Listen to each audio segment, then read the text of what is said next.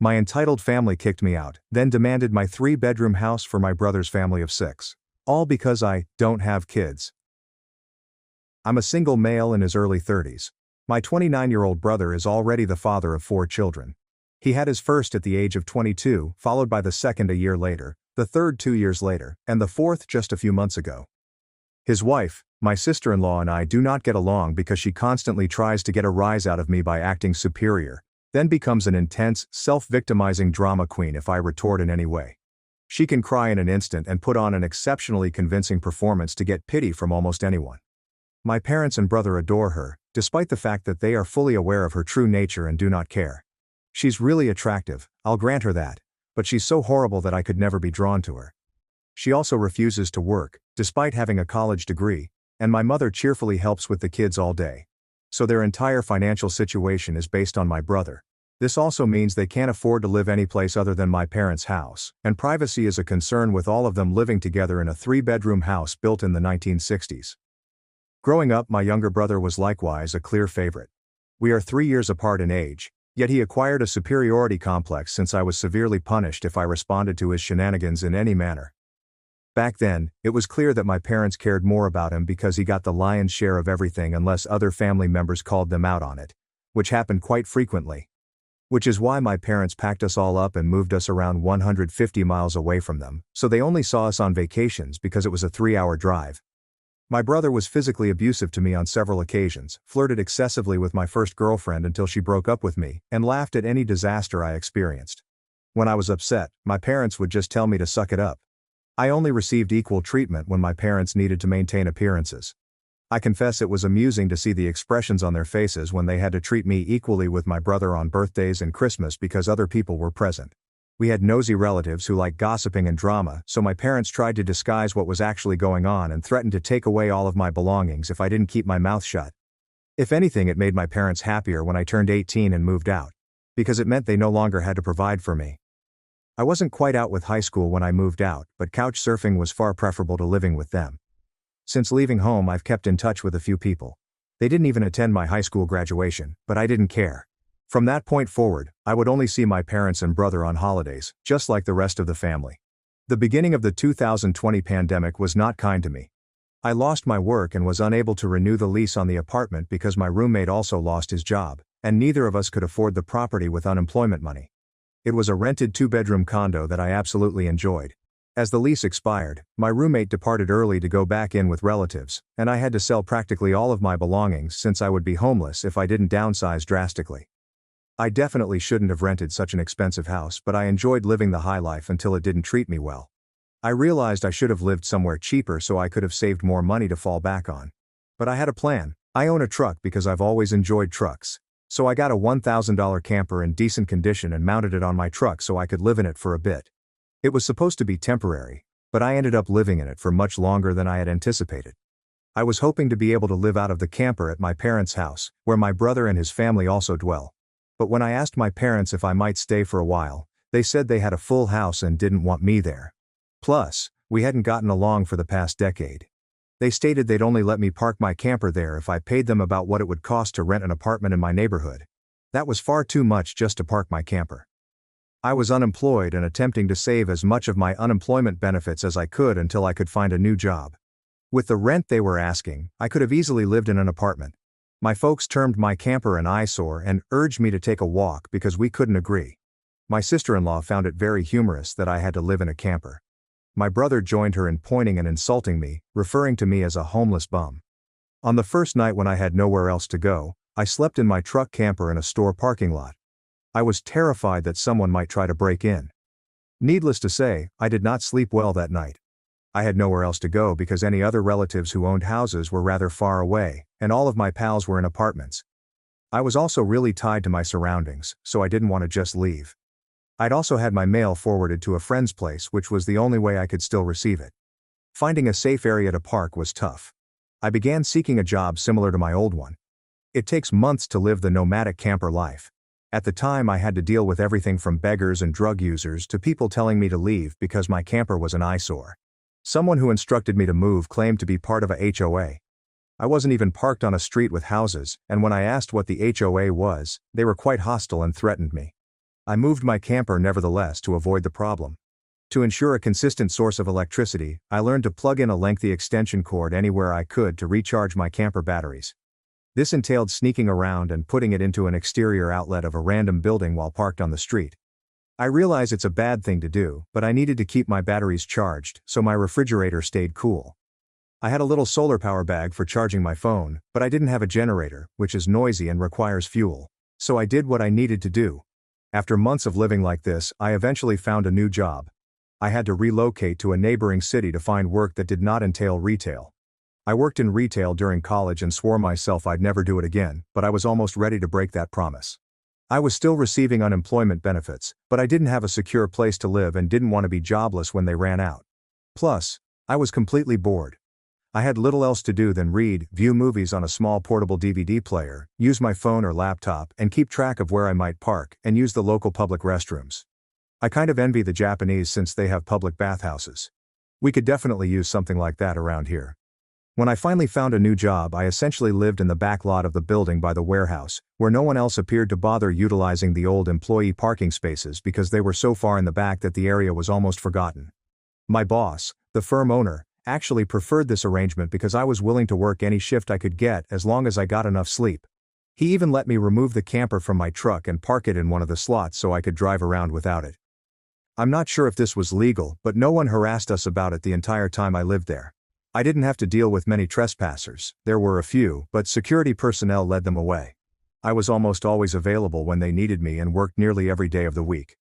My boss allowed me to plug my camper into the building for power and water, and I paid a little amount of rent by working for free on Sundays, when only the janitor and security guard were in the office. Aside from that, I generally had to shower at a friend's place or at my local gym because the camper had no shower and only a portable toilet. I didn't want to fill it because emptying it is a dreaded duty, so I used other bathrooms whenever possible. I had a key to the warehouse and could use the bathroom at any time. I was even on first-name terms with the night security guy, who has now become one of my closest friends. The camper was simple to heat in the winter with a little electric heater. Summers were unpleasant, and because the camper lacked air conditioning, I had to purchase a used portable air conditioner to make things acceptable. I got a lot of overtime pay and learned some new skills from other employees. Eventually, midway through this year, I secured a better position in the company as a supervisor and began earning a higher pay than my previous employment. That's when I decided I wanted a home. The scare I experienced from losing my condo made me realize I wanted something far more dependable in the long run. I looked for something close to work and discovered a 3-bedroom manufactured home on a small plot of land just 2 miles away. I was able to get it for $10,000 cheaper than the asking price somehow. I used virtually all of my savings for a down payment and was approved for a home loan. I didn't have to live in a camper any longer. There was enough room for me to reverse my truck behind the house, remove the camper, and set it up in the backyard.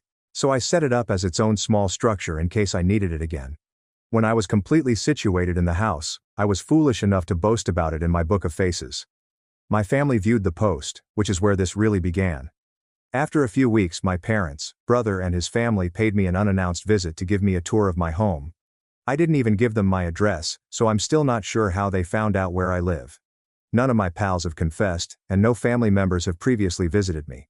So I'm wondering whether they trailed me at work and followed me home. It would really not surprise me. When I opened the door, they virtually all pushed their way in like rowdy travelers, then simply began making themselves at home. They all kept digging around, and my sister-in-law had this creepy smirk that she kept flashing at me, and I only afterward realized why. And it enraged me like a bull on steroids who has just been stung by a hornet.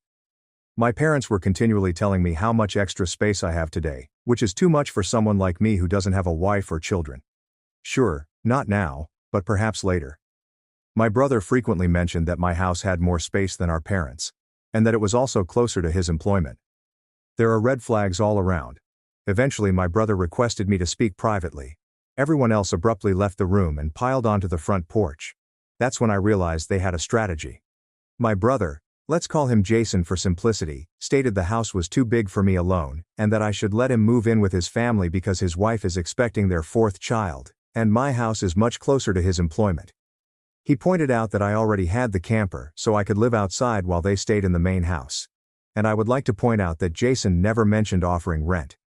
Mind you, he has a nice job.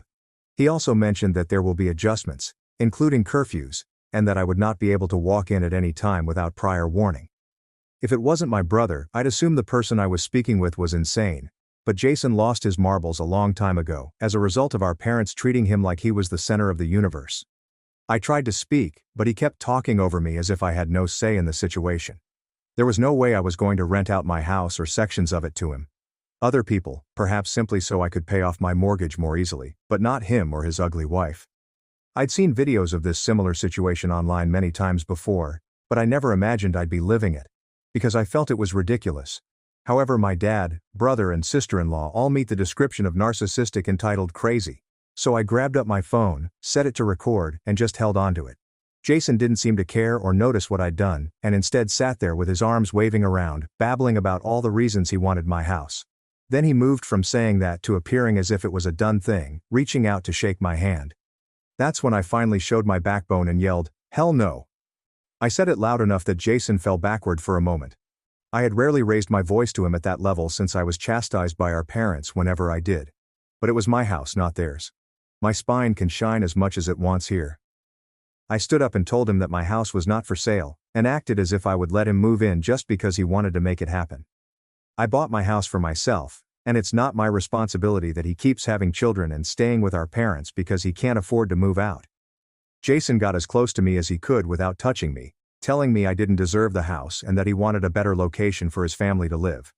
I laughed in his face and said it was total bullshit because I had worked hard to be able to buy my home. Of course I earned it. Jason began ranting that I don't have a wife or children and don't need all the room, so I might as well give it to him. I replied I wasn't giving him anything, and he never offered to pay my rent. If I let him move in, I'd still have to pay the entire mortgage on my own house while not being allowed to live there. Jason then informed me that he shouldn't have to pay rent since his family comes first, and our parents assured me that I would do this and that. He yelled, as if their words were law or something. I told Jason that they didn't have the authority or power to offer him my house. Then, right on time, my parents and sister-in-law barged back in through the front door and encircled me in an attempt to force me to agree. There was a lot of fighting, but from this point forward, I heard the statement, "Just do it for Jason," more than I can remember. During the fight, I told them all that they had no say in my life or my house and should leave before I contacted the cops. My sister-in-law shouted the most at me, saying she was pregnant again and I couldn't do this to her. I said I did nothing to her. She basically expected she could take and take from me, as if I would simply allow it. I had no obligations to her or her family. Then I labeled her a stuck-up, who never respected me, therefore I don't care what she thinks or how many children she has. I have no pity for her. She will not be living at my house. Well, that enraged her enough to assault me. She landed a nice strike on my face and tried to do more, but my brother pulled her back, kicking and shouting. She was insisting that he let her go so she could scratch my eyes out. The phone I was carrying captured almost everything, so I held it up and threatened to call the police if they didn't leave right away. My parents told Jason that they were leaving. Then my mother told me I had a week to come to my senses. I told her I wouldn't be there and not to return. Then I informed my sister-in-law that my phone had recorded everything, and that if she tried anything, I would file charges for assault. She screamed at me and stormed out, screaming loudly and holding her face in her hands. My mother was the last one out the door, telling me that I needed to do this for Jason and my sister-in-law.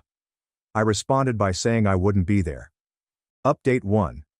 As I mentioned in the first half of my piece, many people will find this unbelievable and lengthy. Yes, I am aware that there are already similar-sounding posts online. I've seen several of them lately. But those posters don't have a monopoly on this type of shit happening to them. If anything, I'm surprised this site hasn't been better weaponized against this type of behavior, given that entitled individuals should be more frightened of being exposed here. Anyway, I don't blame anyone who phones. I would too if I were reading this. However, after reading this and my first article, you'll understand how messed up my parents are. In my life, they were the source of all evil that spoiled my brother into the he is now. And they've never offered me a real reason why. And I fear there isn't one. Some individuals can't explain why they make decisions like kid favoritism, so all they can do is try to stand up for the child they supported, which is precisely what my parents tried to do. And I've almost completely destroyed their lives as a result. Not in the legal sense, but rather in an emotional one. After kicking out my parents, brother and sister-in-law for attempting to force me to hand over my new house to my brother, I immediately took to social media to tell the entire family the story. It spread quickly, but you won't find it anymore because it was all erased some time ago, and I made my own profile private. I posted about it because I knew the first thing my family would do when they got home was try to alter the events to make me the villain. And I was precisely correct. But I had about an hour to get started before they arrived, and I had video evidence to back up my story about what they did. No, I don't intend to show the video here, so don't ask. Being proactive paid off since I quickly gained support from a large number of family members. My dad, brother, and sister-in-law may have been planning their own post, but it was too late, so they didn't bother attempting to lie much. My dad, Jason, and sister-in-law had a few flying monkeys to help them, but not much else. Many others already knew how entitled they were, so what happened was easily understood and accepted. There was one particular person who called me. I'm not sure who they were, but they told me I was a terrible brother and that I needed to make room for a real family man. I immediately hung up and blocked the number. This was not a rerun. After a week, my parents showed up with Jason on my front porch, just as they had promised in their previous ultimatum. They rang my doorbell repeatedly and hammered on the door until I replied. I opened it just a crack, and they tried to push their way back in, but I'd added a couple of latch chains to block it, and I even held myself against the door for good measure. My father and brother begged me to allow them in, but I refused, saying I was filming everything and would call the cops if they tried to break in again. My mother soothed them and then, in her sickly sweet tone, asked whether I was ready to let my brother move in. I instructed her and the rest of them to go and never return. My mother shed crocodile tears and questioned why I couldn't just do this for Jason, my loving brother. I smiled and frankly stated that I do not love him as a brother because he treated me like that for years, and they merely encouraged him to do so. They are bad parents, and he is an awful brother. Then I ordered them to leave or I'd contact the cops right away. They all went remarkably quickly, save for my mother's loud wailing and the others' ugly looks. One could argue that making them leave was disturbingly simple. I thought the whole thing was over, but maybe I should have taken them more seriously because they had other ridiculous intentions. I returned home later that week on Friday evening to discover a moving truck and my brother's minivan parked in my driveway. Jason and his family were moving things in. When I spotted him, he merely waved and gave me a eating grin. I was enraged and ordered him and the rest of his family to stop. But my sister-in-law smugly informed me that, like it or not, they were moving in. And then, in the most phony way, while leaning her head and puckering her lips, she added that everything was fine because my mommy allowed it, and that I should always listen to my mother. I was filled with wrath just hearing those words and staring at her arrogant face. So I locked myself in my truck and called the cops right away. When they understood what I was doing, my sister-in-law began pounding on my window and screamed at me to stop, saying that I couldn't do this to her since she and Jason needed the house. She lamented, "Why can't you just do this for Jason?" I said, "Fuck Jason. It's my damn house, not his." Then she threatened to key the side of my truck if I stopped contacting the cops, which the 911 operator overheard due to the window being slightly open. I told my sister-in-law that if she wrecked my truck, I would sue her, and she was clever enough to back down. When the cops arrived, Jason and his sister-in-law, together with their children, had barricaded themselves in my home. I informed the cops what had transpired and showed them my new driver's license, which included my current address. When we got to my front door, I noticed that they had changed the lock, and the old lock was resting on the porch with the center drilled out, and the drill they used was there next to it, along with a full Harbor Freight drill bit set. Could they have been any more dumb to leave evidence out like that? I pointed out the damaged lock and drill, then gave the cops a summary of everything that had happened before. Jason must have phoned our parents after I returned home, because they arrived while I was speaking with the cops. My parents instantly lied, claiming that I had agreed to rent my house to my brother and his family. I stated that it was an easily proven untruth in one way or another. So Jason and my sister-in-law finally emerged from my house with some paperwork in hand. They both looked pleased, as if they had outsmarted me. They had created and printed a bogus rental agreement, but it did not include my signature. There was a signature, but it did not look like my handwriting.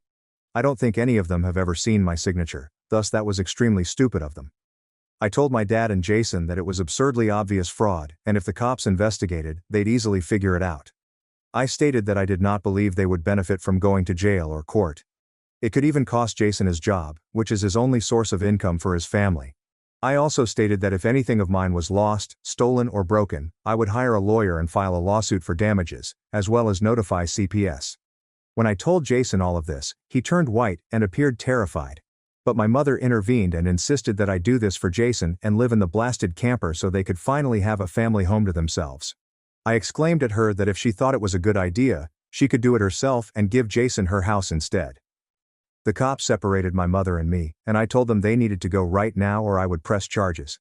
I yelled that they drilled through my front door lock to break in, that the lease papers were clear forgeries, that they had badly forged my signature, and that I had videotaped my sister-in-law hitting me.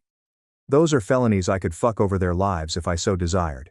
And if they did not go, that is exactly what I would do. The only reason I hadn't done it sooner was for Jason's children. They had one chance to get out. When my parents heard that, I believe it dawned on them that they couldn't force me to do it for Jason. My mother finally gave up and declared she'd put an end to it. She then went over to her sister-in-law and spoke quietly with her for a minute, while my father spoke with Jason. My sister-in-law immediately began crying and shredding up the false rental papers into little parts and flinging them like confetti, only to have an officer order them to pick up the pieces of paper or he would fine them for littering. At this moment, both cops got the "I don't get paid enough for this" expression on their faces. Jason had to start asking his children to pack their belongings back into the moving truck. The kids were all crying, with the eldest sobbing because he wouldn't get his own room now. Sister-in-law and Jason collected their children to try one more lame attempt to guilt me with a sad family performance, in which they all cluster together in a type of group hug while all facing the same way. I swear they had practiced it before. All of the kids had the same begging expressions and quivering mouths. My sister-in-law started caressing her pregnant belly and drooping her head to look like a sad puppy, while my brother simply made the saddest face he could and pleaded, "Please don't do this. We should be allowed to live here." But I didn't hesitate and instructed them to continue packing. All of the kids and my sister-in-law started crying, and Jason roared at me, "Are you satisfied with yourself? You've denied us a house because you're too self-centered to share and support our family." I ended up laughing like crazy and retorting that what he was attempting to do was take, not share, and that no amount of tears would convince me to let his family move in, because he is no longer my brother. He's just an entitled jerk who believes he can take anything he wants from me, just like when we were kids. Jason began F-bombing me until the authorities told him to stop or he'd be arrested, regardless of whether I wanted to press charges. He sucked in his lips, his expression a mixture of fear and rage. I asked the cops if they could stay until my parents, brother and sister-in-law had departed, and they stated they wouldn't leave until this was handled. In fact, 2 cops turned into 4 in the next few minutes as more cars arrived. For whatever reason, this gave my parents an extra push to get started. I made Jason give me the keys to the new lock he'd installed on my front door, even though I ended up getting another lock the next day since I wasn't sure whether he had duplicate keys. He was quite reluctant to hand them over. Then, instead of handing them to me, he flung them down the street and into a storm drain, telling me to go get them myself. But one of the cops chastised him for it and ordered him to go collect them. He had to remove the grate off to get to them, and he got somewhat dirty in the process. When he got the keys back, he snarled and slammed them down in my hand. I then told everyone to go and never come back. My mother stated I'd be disowned for this, as if it were a threat to me, and I told them that then. I jokingly remarked something along the lines of, "Oh no. That means I won't be able to come to any holidays with you guys, where I always get treated like shit by you all anyway because Jason has always been your obvious favorite. You mistreated me as a child, so if Jason ever needed an organ donor, I would refuse to give him anything. So do what you always instructed me to do when I was abused by all of you. Suck it up." My parents were taken aback when I said all of that, and the quartet of cops looked quite scornful at them as well. I tell you, if you want to put terrible parents like mine on the spot, confront them in front of cops because they are unlikely to do anything stupid then. My mother started crying and going away. My father stood there, looking like he wanted to punch me, while Jason hugged his children in defeat. Oh, and my sister-in-law was having a tantrum on my front lawn. They eventually formed a line, handed out boxes and left my residence. Nothing had been unpacked yet, so everything was pulled out immediately. But as I was doing it, my mother continued telling me that it wasn't too late and that I could still do it for Jason, each time trying to haggle harder to persuade me to alter my mind. She said Jason could pay the rent if I let them remain. When that didn't work, she suggested I move back in with them and let Jason rent my house so I didn't have to share the building. I urged her to shut up and keep packing boxes because I don't want Jason or his family around, I don't want his money, and I don't ever want to live with him or my parents again. Making a bargain with my parents felt like making a pact with the devil after how they treated me as a child. My sister-in-law threw another tantrum after hearing that. She put a box down and sat on the ground, having a pity party since she didn't want to return to living with my parents. She just sat there, angry and heartbroken, until everyone else had finished. She didn't want to get up when it was time to go. They eventually moved everything out of the house and into the truck. So, Before they went, I ripped into my parents one last time about all of the things they put me through growing up, and with 4 officers standing there, they couldn't do much more than stand there and take it for once. I called them out on a variety of incidents, including how they couldn't simply do something nice for me, such as allowing me to stay with my camper when I was homeless and trying to get back on my feet. How they let Jason and his sister-in-law mock me and label me a bum. So, who is the bum now? They wanted to kick me out of my house so Jason could stay for free. However, when I needed a place to stay, they wanted to charge me more than I could afford simply to park my camper because they knew I was out of work. When I told them all of it, the cops gave me even more scornful looks. So I put my parents on the spot once more, asking them what I had done aside from being born to deserve being treated so poorly. Because when I finally achieve any success in life, they want to take it away from me for their favored child. They'd rather I give everything to Jason and keep nothing for myself. I bought my house using the money I earned. I owe them nothing. And I will never ask them for anything else because they clearly see me as nothing more than a doormat or a cash cow. I received no responses from them. They just stood there, like fish out of water. So I continued to rant and ask them what in God's name made them believe they were such good parents after all of that. This time my father's face was flushed with embarrassment rather than rage. And my mother was crying, saying she was a terrible person. I openly agreed that she is a terrible person, and I bet they'll go to hell for it. They were all aware that they were horrible individuals. But if I had called them out on all of this in private rather than in public, they would have gotten angry and continued to act as if I was in the wrong. They simply maintained the denial for so long that it became ingrained in their personality. My mother buried her face in my father's jacket, crying, and my father appeared more defeated than I had ever seen him. Jason and his family avoided me completely as they finished packing everything back into the moving truck. I made certain that nothing of mine was stolen, despite the fact that I hadn't had much time to acquire any furnishings. I was lucky to have a couch at the time. They all got back in their cars and my sister-in-law just stayed there glaring at me with hate until my brother convinced her to drive the minivan home. And as soon as they were gone, I rushed back online and told everyone what had happened. My parents were too humiliated to try to justify their behavior this time. And while the family was slightly divided prior to this occurrence, it was now overwhelmingly in my favor. Following this incident, nearly the entire family has come out in support of me. And those who haven't just aren't siding with anyone, no matter how many times my parents attempted the "we did it for Jason" excuse. No one was listening anymore. As a result, they no longer have any familial support. Many members of the family, including the erstwhile flying monkeys, sided with me, despite my expectations. So I suppose they'd had enough. Around that time I offered to entertain half of the family for Christmas Eve at my new home. My folks weren't invited. Surprisingly, I was not blocked on the profiles of my brother and sister-in-law. And I saw that my sister-in-law delivered her 4th child in early November.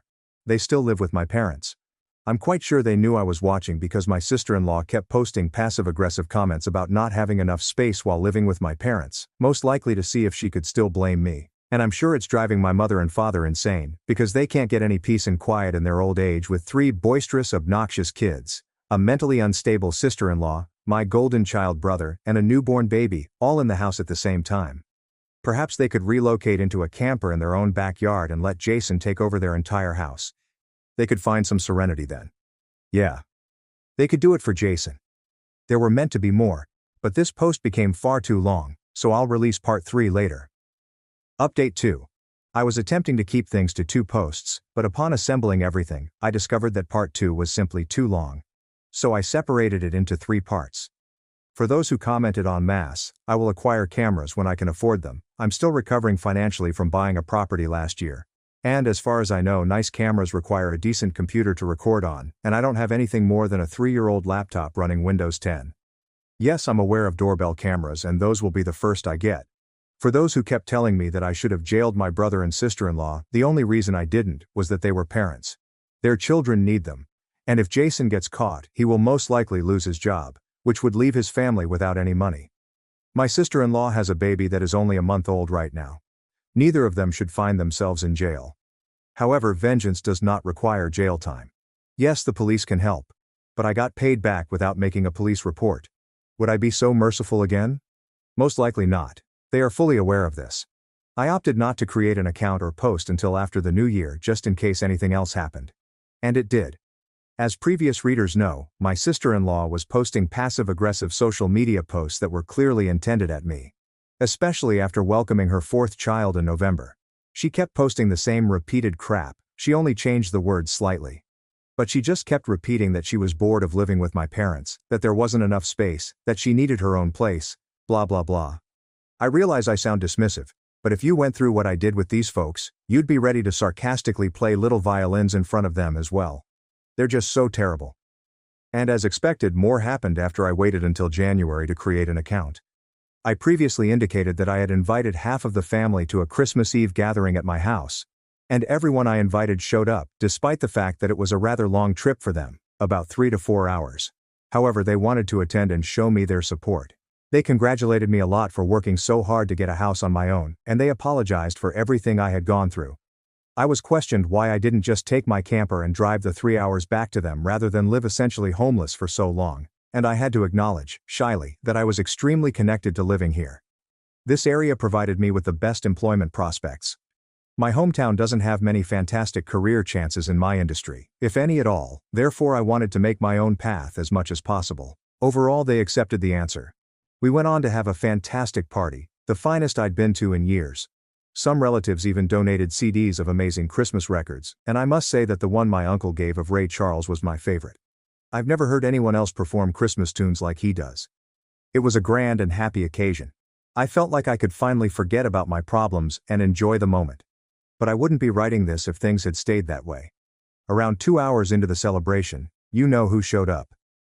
My parents, brother and sister-in-law came in, attempting to smile. They didn't even knock, just marched right inside my front door as if they were supposed to be there. I turned off the music and instructed them to leave immediately. They begged to stay, and said they had brought gifts.